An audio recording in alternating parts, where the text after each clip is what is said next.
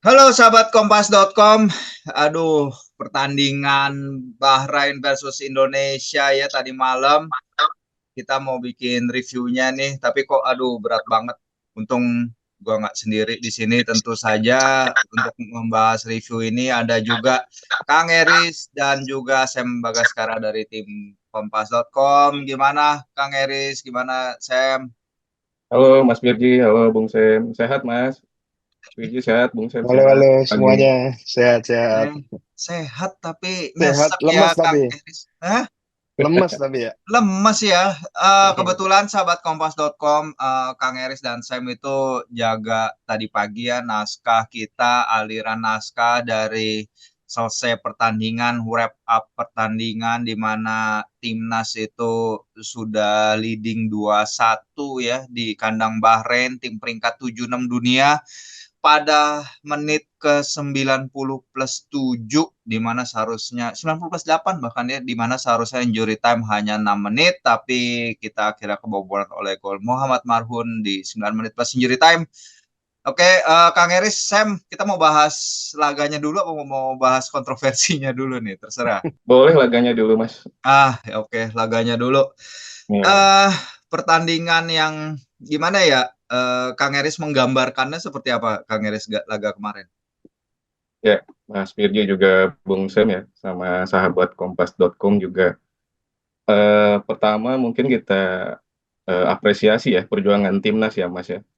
Apresiasi atas perjuangan timnas bermain di kandang lawan, apapun kita bisa mencuri poin.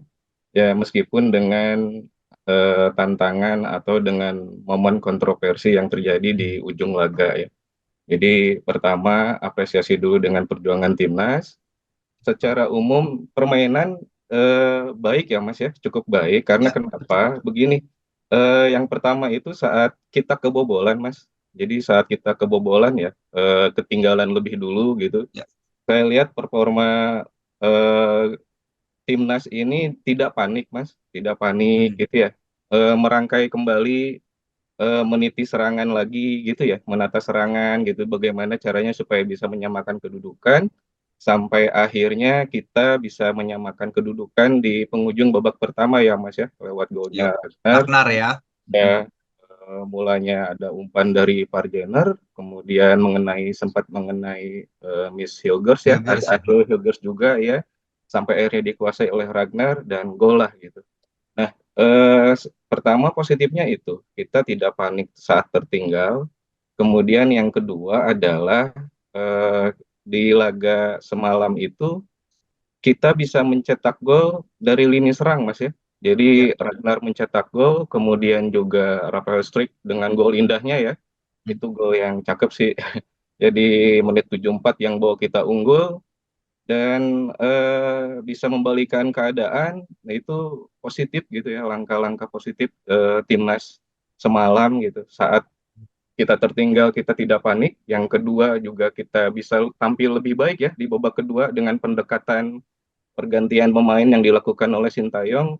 Jadi itu arah positif. Nah, setelah itu barulah ada kontroversi yang terjadi yang membuat kita hari ini Iya. sehat tapi lemes gitu. Lemes Itu banget. Mas Birji, Bung Sem juga sahabat Kompas.com.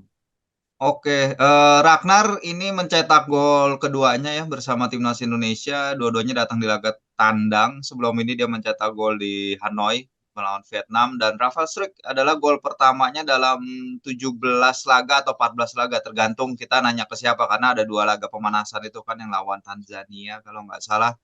Sam, tadi Kang Eris bahas soal kinerja lini depan. Mm-mm. Perbaikannya gimana nih, Sam, menurut Bung Sam di laga Iya, tadi? kalau soal lini depan udah terbukti ya, karena dengan masuknya dua orang itu Hmm. ke papan skor, Ragnar Oratmangun yang sekali lagi dia menunjukkan perannya ya, terutama kalau aku lihat di ini ya, dia peran-perannya untuk membangun proses serangan Ya, timnas Indonesia itu sangat krusial ya, karena timnas Indonesia sekarang itu kan kebanyakan susah kan mau bangun serangan dari belakang itu masih agak betul. kesulitan sampai Ya. pertandingan ketiga ini, dan peran Ragnar Oratmangun itu dia berfungsi sebagai pemantul, dia rajin juga untuk menyongsong bola ke belakang, dia mobile juga bergerak.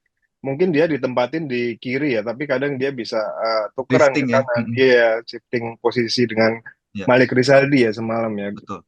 Di pergerakannya mobile dan penting dalam bangunan serangan, terutama untuk bola-bola pantulan, dan dia sangat bagus ketika membelakangi ini ya gawang lawan ya. Jadi dia Betul. bisa menahan bola, jadi memberikan sedikit waktu buat lini kedua timnas Indonesia buat ikut menyongsong serangan ke depan. Jadi ini salah satu yang kunci buat Ragnar Uratmangun adalah pergerakannya itu, saya pikir ya. Terus untuk Rafael Struijk, sebuah relief ya, kelegaan yang luar biasa, akhirnya dia bisa pecah Bisa. telur lah di timnas senior. Setelah kemarin di level U23 dia cetak gol bagus banget, itu salah Ya, satu dia udah mulai nunjukin tuh dia bisa tuh penyelesaian seperti itu, dan dia semalam menunjukkan bahwa dia punya kualitas finishing yang juga oke kok kalau dia ditempatkan dengan dengan situasi yang kira-kira pas, dia bisa melakukan finishing yang terbukti membawa manfaat lah untuk Indonesia, dan sempat membawa kita unggul ya 2-1 berbalik.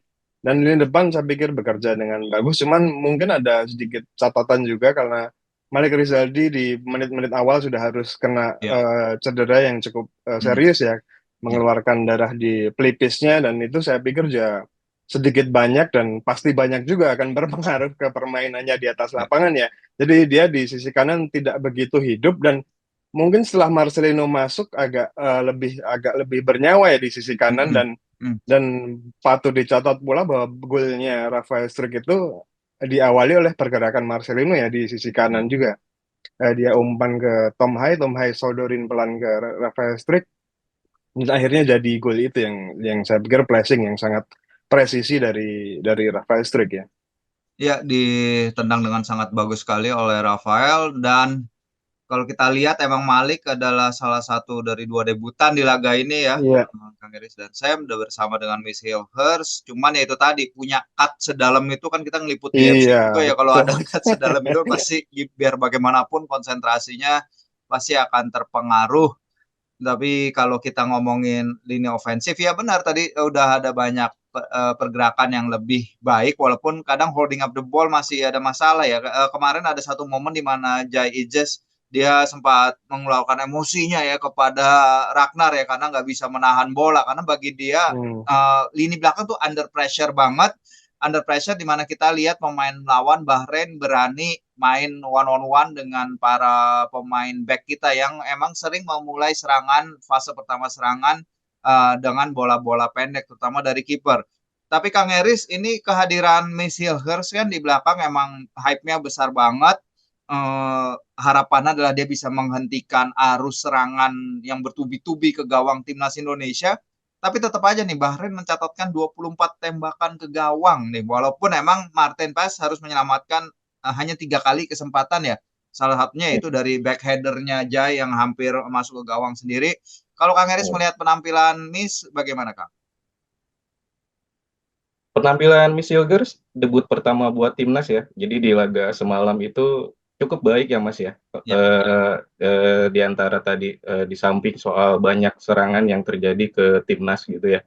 Jadi beberapa kali Miss Hilgers ini semalam itu bisa memenangi duel udara, kemudian juga dia penempatan posisinya juga baik ya di posnya, disiplin, kemudian dia juga beberapa kali juga berhasil menghentikan umpan-umpan atau serangan dari lawan gitu. Cukup baik penampilannya, terlebih dia juga punya andil ya di golnya Ragnar. Iya. Terlepas sengaja atau tidak sengaja, ya itu Iya. bola ya bola Saya jadi kira itu handsball, itu ternyata yang dicek offside. Menurut Kang Eris itu ada kena tangan nggak Kang itu? dicek lagi di tayangan ulang. Tadi juga betul Mas, Iya. penasaran ya dengan proses golnya Ragnar gitu. Jadi Iya. dicoba untuk dicermati lagi, ternyata ya clear sih Mas. Dalam arti lebih ke bagian ini ya, bawah perut gitu ya, bawah di Bawa perut ya. area Oke. pinggang, iya seperti itu. Bolanya mengenai mengenai bagian Miss Iya. Hilgers, kemudian dikuasai oleh Ragnar. Sejauh semalam penampilannya cukup oke Mas, baik gitu ya. Dia tidak terlihat gugup bergabung dengan teman-teman Teman rekan-rekan baru temannya. di timnas ya. gitu ya. Jadi bisa langsung beradaptasi di barisan lini pertahanan dengan Jay Ijes, kemudian juga dengan Jordi Amat di babak pertama, Ya. kemudian bisa kolaborasi juga dengan Rizky Ridho di babak kedua saat Jordi diganti. Jadi adaptasinya juga ya sejauh itu cukup baik, kemudian dia tidak melakukan kesalahan yang dalam arti blunder ya, yang bisa membahayakan gawang timnas juga minim, kemudian dia beberapa kali juga bisa memenangi duel udara ya cukup baik lah dengan pengalamannya bermain di Eropa ya, Ya, menghadapi klub-klub Eropa gitu ya, bermain di Liga Eropa gitu. Jadi ini suatu hal positif buat timnas dan mudah-mudahan penampilan Hilgers ke depan makin baik lagi dan bisa membuat lini pertahanan kita makin solid ya. Mas Firji, ya. Bung Sam seperti itu. Amin, Kang, semoga ya. Selain Hilkerson ada juga Eliano Reinders, Sam, yang datang dari bangku cadangan. Kakaknya kan merupakan salah satu pemain kesayangannya Sam nih. Tapi kalau adiknya bagaimana nih, Sam? Kemarin dia sebenarnya menarik ya pergantian pada halftime itu ya. Sandi Iya. keluar, Jordi keluar digantikan Rizky dan Eliano. Menurut Sam kenapa ada coach yang melakukan pergantian itu, Sam? Eliano kan ini tipikal pemain yang lebih agresif ya, karena dia Ya, aslinya kan dulu zaman zaman awal-awal karir kan dia gelandang dan dia bisa lebih bisa ditempatkan di mana aja ya, dan mungkin punya sedikit naluri menyerang yang lebih tinggi ketimbang Sandy Walsh ya. Mungkin coach dengan memasukkan Eliano berpikir bahwa untuk menghidupkan sisi kanan di penyerangan di babak kedua ya, dengan adanya Eliano mungkin itu sisi kanan akan lebih hidup dan terbantu dengan kehadiran Marcelino juga yang akhirnya masuk juga di babak kedua. Saya pikir kalau Eliano Reinders ya penampilannya ya cukup bagus ya, karena harus diingat pula bahwa ini penampilan perdananya dia buat timnas Indonesia. Debut itu nggak pernah mudah ya. ya. Messi aja debut kartu merah loh waktu di Oh iya, Argentina. bagi timnas ya, iya. Iya, Benar. Di level jadi internasional di apalagi Sam level ya, bukan di internasional level ya. klub ya. Heeh. Jadi jangan jangan menganggap enteng juga, debut itu pasti akan selalu susah.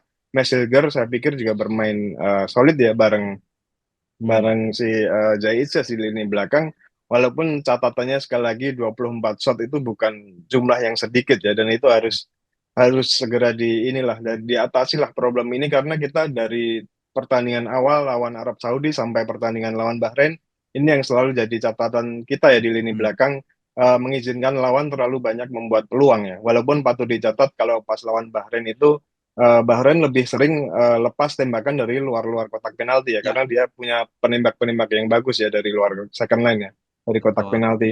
Dan 24 shot bukan jumlah yang sedikit. Lawan Australia ada 19 tembakan, lawan Hmm. Arab Saudi ada 18 18 tembakan, jadi tembak. total 61 tembakan dari 3 laga. Jadi ini jadi catatan juga untuk pertandingan ke depan melawan Cina.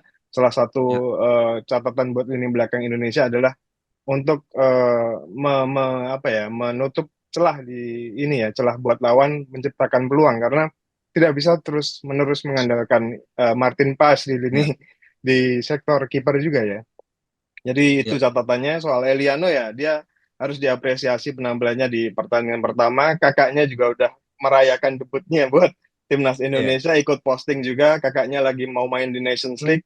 Ya ikut bangga lah, keluarga Reinders sedang inilah hari ini lihat satu kebanggaan tambahan buat keluarga Reinders, yang ayahnya Martin juga seorang pesepak bola, tahulah ya, rasanya membela tim nasional itu seperti apa, dan bapaknya kan belum pernah ikut tim nasional kan, jadi timnas lihat ya. lihat anaknya sekarang bela Belanda, terus anaknya satu lagi sekarang ikut di level timnas juga memperebutkan tiket ke Piala Dunia. Saya pikir itu salah satu catatan yang membanggakan lah buat Martin Reinders. Iya, karena si Angelina ya, ibunya Eliano ya, itu kan Iya, hubungannya masih dekat ya. Jadi bapaknya pemain PSC Zoli juga kan, saya mereka bertiga tuh iya, sempat main di heeh. PSC Zoli. Semuanya ya. Semuanya pada Hmm, suatu fase karir mereka pernah main di hmm, sana. Jadi ya kebanggaan itu aja. Jadi bukan garis dari kakek nenek atau ya hmm, seperti itu, tapi emang benar-benar dari ibunya Eliano dan Tijani sendiri. Ya iya, itu adalah sisi hal bagus ya dari laga tadi. Tadi Sam juga udah bilang 24 tembakan, tapi Martin hanya melakukan 3 save. Ada tiga. beberapa save-nya bagus memang, terutama yang pada babak pertama yang dari tembakan kaki kiri pemain nomor 7 itu, terus kemudian dari tandukannya si Jai. Secara big chance emang cuma satu big chance ya yang mereka ciptakan dari 24 tembakan itu. Kalau menurut SofaScore ini timnas juga hanya melakukan satu big chance. Tapi tentu aja kita harus bahas pertandingan ini dalam konteks kontroversi yang terjadi pada menit 90 plus 9 itu. Ah, Gimana kita mulai dari reaksi Shin Taeyong dulu deh, yang tadi malam juga bicara di konverse. Ini kali kedua ya dia udah bilang bahwa apabila AFC ingin mengembangkan diri, mereka federasi itu harus apa ya memajukan kualitas wasit. Nah mungkin nih dari Kang Eris nih yang nyapu-nyapu naskah juga setelah pertandingan, seperti apa nih Kang, tadi apa aja yang ada di konferensi pers Coach Shin? Ya, kita lihat sama-sama di semalam tadi ya, di ujung laga momen kontroversi terjadi memang. Nah, ada reaksi dari kubu kita utamanya di Timnas Indonesia ya, baik protes yang disampaikan oleh pemain, kemudian oleh ofisial di bench pemain ya, sampai akhirnya juga manajer timnas kita Pak Pak Marji Sumar ya? juga ya di kartu merah ya gitu. Oke. Jadi reaksi wajar itu muncul gitu. Kemudian juga pelatih Sintayong juga sudah mengomentari hal itu bahwa dia menilai eh, orang atau yang menyaksikan laga itu pasti akan paham mengapa skuad timnas kita melakukan hal yang demikian gitu ya. Di saat ada momen-momen kontroversi terjadi gitu. Jadi saat terjadi, jadi kalau misalkan di catatan pribadi saya ini ada minimal ya, minimal Mas Firly atau Bung Sem dan sahabat Kompas.com itu ada 3 hal yang lumayan jadi kontroversi saat laga semalam terkait wasit ya. Jadi yang pertama itu mungkin masih ingat ada pelanggaran yang terjadi saat Rafael Struijk ya Oh dilanggar iya, di pinggir ya. di pinggir itu gitu kan yang kemudian menjadi drop ball ya di situ ya. Nah, itu padahal kalau dilihat dari tayangan ulang pelanggarannya lumayan keras di situ gitu ya. Yang pertama itu, kemudian yang kedua adalah tadi ya soal injury time ya. Injury time itu kan sudah ditentukannya di laga tadi itu 6 menit. Nah, terjadi menambah 3 menit jadi 99 dan gol itu terjadi. Kemudian ada tendensi juga ini ya, tidak mengecek VAR ya saat gol itu terjadi gitu ya. Jadi ada harapan kalau dilihat di beberapa pemain itu ingin ada pengecekan ulang lewat VAR gitu ya. Tapi Malah tidak VAR-nya kayak cek possible penalti kan persis sebelum gol itu. betul. Aduh, aneh banget. Iya. Sampai akhirnya ya puncaknya itulah tadi ya, ada beberapa protes dari pemain yang tersorot itu kan ada ini ya, ada Sain Patinama ya di Iya. barisan pemain gitu ya. Dia terlihat apa emosional, kemudian juga Pak Sumarji gitu ya. Eh, ada reaksi dari kita itu dan Sintayong memahami hal itu. Jadi dia pun kecewa dengan beberapa keputusan wasit gitu ya. Eh, itu itu terjadi dan sampai akhirnya ada respon dari kita dari PSSI ya utamanya udah merespon hal itu, ada rencana akan mengajukan protes ya Mas Firgy dan Bung Iya. Sen dan sahabat Kompas.com terkait momen semalam gitu.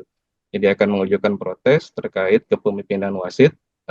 Jadi yaitu bumbu pertandingan semalam ya yang akhirnya membuyarkan kemenangan timnas itu memang terjadi gitu. Cuman kalau kita pun melihat hal lainnya terkait kejadian semalam juga, jadi ini bicara tentang pertandingan internasional tadi yang disampaikan bahwa kadang kita juga harus bersiap sisi teknis dan non teknis ya. Jadi konsentrasi penuh gitu ya, fokus sampai akhir laga sebelum wasit meniup peluit panjang gitu ya, dan tidak terpengaruh dengan apapun di luar fokus ke tim gitu ya. Jadi Iya.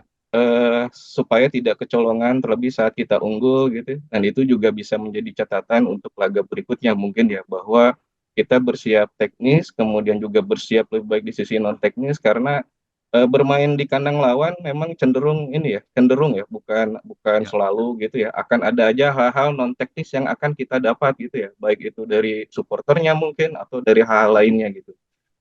Kita bersiap juga lebih baik di sisi non teknis, fokus ke tim sendiri, kemudian juga lebih tidak memikirkan hal-hal yang di luar itulah gitu ya.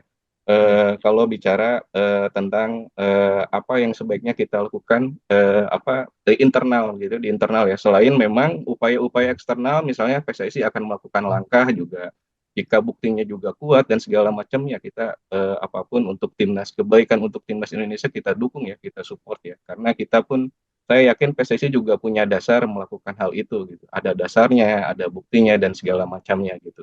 Dan sisi internal, baik jika kita juga evaluasinya semalam itu ya, bicara teknis kan kita, hal lainnya itu semalam mungkin yang jadi perhatian Sintayong juga itu Mas, soal gampangnya wasit memberikan free kick ya, gampangnya wasit memberikan free kick Iya. terhadap 50-50 pelanggaran-pelanggaran yang pasti kita terjadi. keputusan wasit Ya, kita kalah ya, Kang ya. betul gitu. Jadi kita juga harus hati-hati dengan bola-bola mati yang berasal dari pelanggaran yang kita lakukan gitu ya. Iya. Jadi sempat khawatir juga ada momen saat Witan Sulaiman masuk ya. Witan Sulaiman masuk, kemudian tak lama, nggak lama dari itu kan ada pelanggaran terjadi itu. Dia Dan kakinya momennya, tinggi ya. ya, dan momennya itu di area depan gawang kita, dan beruntungnya gitu bolanya menyamping sepakannya gitu. Cuman kita lihat lagi bahwa Sintayong juga mengungkapkan hal itu. Jadi ada beberapa momen pelanggaran kemudian menjadi free kick, ya itu juga jadi perhatian dia gitu. Itu mudah-mudahan nanti kita juga bisa bisa mengambil pelajaran dari laga Bahrain ini, Ya. kita bersiap teknis maupun non teknis gitu ya. Teknisnya mungkin kita bisa lebih menghindari pelanggaran-pelanggaran yang tidak perlu ya, terutama di Ya. depan gawang untuk menghindari bola-bola mati atau set piece. Kemudian non teknisnya ya kita lebih baik lagi di sisi mental gitu ya. Sisi mental kita lebih kuat lagi dan lebih fokus lagi, akan kemungkinan besar drama-drama ke depan akan banyak terjadi lagi kemungkinan gitu ya. Dan mudah-mudahan juga kita siap dengan hal apapun ya. Dan saya yakin Sintayong juga dan staf yang lain juga akan ngambil pelajaran dari laga Bahrain ini. Gitu. Ya, betul sekali Kang Eris. Ada 27 foul tadi kita lihat dari para pemain timnas kita dalam, ya mungkin salah satu penyebabnya juga karena banyak 50-50 yang tidak berpihak kepada kita ya. Sebenarnya kalau mau fair, apa yang Witan ketika dia menendang itu kan dia narik kakinya tuh kelihatan banget di replay, dan kedua pemain tuh sama-sama adu kaki tinggi. Jadi bukan satu pakai kepala, satu pakai kaki ya. Itu pasti foul, tapi kan ini adalah keputusan 50-50 yang nggak berpihak pada kita. Soal game management, Kang, itu juga menurut saya benar banget, karena sebenarnya ada dua aliran sekarang kan. Ada aliran yang mengatakan, oh ini wasit 90+9 kok masih lanjut laga. Tapi ada juga yang bilang, kenapa kalian nggak kill the game gitu. Maksud gue, sebenarnya udah mulai dibeda-bedakan nih di media sosial. Kalau gue baca nih, ada yang bilang Witan seharusnya kill the game ketika dia bawa dia bawa bola di menit akhir itu, seharusnya dia ke pojok dan tidak memaksakan mencari orang di sisi kanannya, akhirnya diintercept. Tapi kan setelah itu ketika permainan reset lagi, seharusnya kan wasit bisa aja meniup peluit tanda laga berakhir, karena memang ketika itu udah 90+7 plus 8 ya, seharusnya emang udah bisa kita menganggap bahwa wasit Ahmad Alkaf bisa meniup peluit tanda laga berakhir. Nah, tapi kalau mau spesifik nih Sam, ini kan wasit Ahmad Alkaf dari Oman ya. Sementara kan kita menghadapi Bahrain ya. Jadi Iya. di temen kita ada yang nge-tweet nih, si Ajay dari Lab Bola dulu. AFC kan punya 5 subkonfederasi ya. Ada Iya. AFF Asia Tenggara, ada KAFA Iya. Asia Tengah, EAFF Asia Timur, Mm-mm. SAFF Asia Selatan, dan WAF Asia Barat. Wow. Nah, kenapa laga-laga yang melibatkan tim Asia Barat wasitnya tuh sama-sama dari Asia Barat, Sam? Ini kan sama aja kayak kita Iya. diwasiti oleh wasit dari Asia Tenggara. Oke, mungkin ada yang bilang kayak, oh ini mah individunya aja, mungkin ini nggak semua wasit kayak gini. Tadi malam pertandingan Jepang sama Korea sama Arab Saudi ya, itu Arab kan wasitnya Saudi. juga dari Asia Barat tapi aman-aman aja. Tapi kan ini faktanya bahwa Bahrain, ya kita mau nggak mau, ketumnya si AFC kan juga dari Bahrain. Ini saya gimana nih? Sempat lihat-lihat nggak saya apa Ini peraturan AFC soal ini?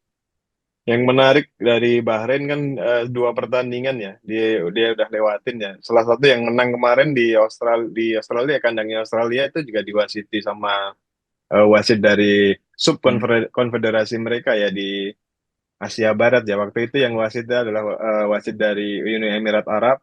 Terus Ya. lawan Indonesia ini mereka diwasiti oleh wasit Oman ya, si Ahmed Al-Kaf ini yang akhirnya jadi kontroversi juga. Kalau selama ini AFC nggak melarang itu ya, nggak ada. Kalau lihat-lihat sekilas tadi nggak ada larangan soal itu ya. Iya. Untuk di babak ini mungkin larangannya adalah tidak mengutus wasit yang punya relasi, berasal dari kedua negara yang bertanding Ya. atau dari satu grup yang sama ya dengan negara-negara kontestan di grup itu ya. Misal wasit asal Jepang itu mungkin nggak akan boleh turun untuk wasiti Indonesia lawan lawan Bahrain semalam. Jadi Oh gitu. Oke. ya aturannya seperti itu ya yang saya baca sekilas tadi Oh untuk jadi itu salah penunjukan. satu alasan mereka stuck kayak gitu. Tapi kan sama aja Sam. Kan ada Bahrain juga di situ. Iya, jadi nggak boleh satu grup gitu. Maksudnya satu grup, misal Arab Saudi wasitin si Bahrain itu nggak boleh. Misal Iya. tim-tim itu berasal di grup yang sama ya. Dan ya ini yang jadi pertanyaan juga dan dipertanyakan juga oleh Sintayong ya. Kalau wasitnya baik, ininya harus apa? Pasti Iya. baik juga itunya ya. Iya. Dan logis juga ini dipertanyakan karena ya satu subkonfederasi itu tadi ya ada dan banyak negara-negara Asia Barat kebetulan atau udah direncanakan saya nggak tahu Iya. eh, sampai putaran ketiga ini banyak diwasiti oleh negara-negara dari Asia Barat juga dan itu yang jadi Iya. pertanyaan dan harus dijawab juga sih menurut saya sama AFC Iya. pertanyaan ini karena ya buat clear aja karena untuk selevel kualifikasi ini ya Piala Dunia hal-hal kecil semacam ini harus Iya. harus benar-benar dijawab ya dan Ahmed Alkaf ini jadi kasihan juga jadi sorotan akhirnya kan karena keputusannya walaupun secara regulasi di IFAB ya ada satu law nomor 7 ya yang bilang kalau injury time itu boleh boleh lebih tapi nggak Hmm. boleh kurang dari yang ditetapkan ya Iya. misal Betul. misal semalam itu 6 menit wasit tidak boleh kurang dari 5 menit dalam menerapkan injury time ya. Dan Iya. kalaupun misalnya itu ditambah jadi lewat 6 menit itu harus ini ya menyesuaikan kriteria-kriteria yang ada untuk menambahkan waktu Iya seperti ada kalau pergantian ada pemain cedera pergantian gitu-gitu ya. pemain cedera, selebrasi gol yang mungkin terlalu lama, juga ada momen pemain mengulur-ngulur waktu. Jadi itu jadi masuk Iya. kriteria wasit untuk melakukan penambahan di injury time ya. Dan Iya. patut dicatat kejadian-kejadian di babak pertama gitu misal tidak boleh memengaruhi penambahan injury time Oh, pada babak kedua. Jadi itu nggak yang kayak nggak guling-guling ngaruh, awal itu nggak bisa ya? nggak bisa ditambahin di babak kedua.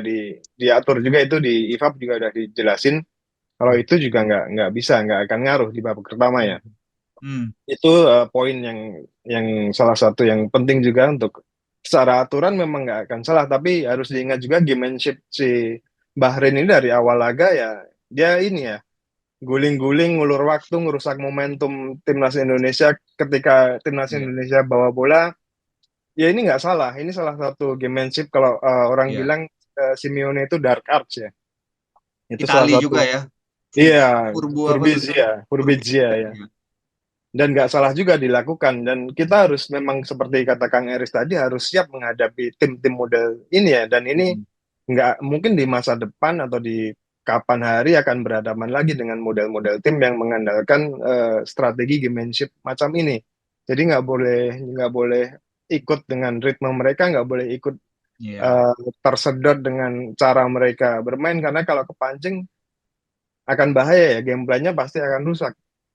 Kalau saya perhatikan semalam timnas Bahrain ini setiap ada pelanggaran mereka kan berlama-lama Iya. dengan ini ya menahan bola Guling. biar Hmm. guling-guling bisa dengan Guling-guling FC. guling-guling Ya. atau menahan bola. Hmm. Tujuannya tentu kan merusak momentum timnas Indonesia ya agar Iya. momentum itu rusak dan pola serangan tidak jadi berbahaya untuk Bahrain. Itu yang harus diwaspadai sih untuk kedepannya buat timnas Ya. Indonesia.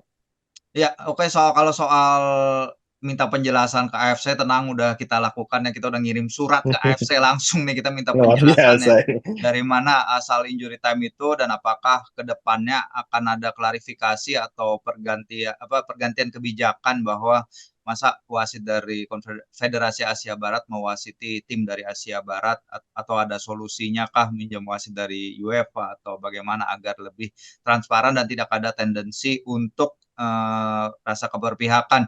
Oke, sekian dulu kita bikin review dari pertandingan Bahrain versus Australia. Nanti kita akan kembali untuk preview pertandingan China versus Indonesia. Thank you Kang Eris, thank you Sam. Kita ketemu di video berikutnya. Ya, makasih Mas Bung Sam.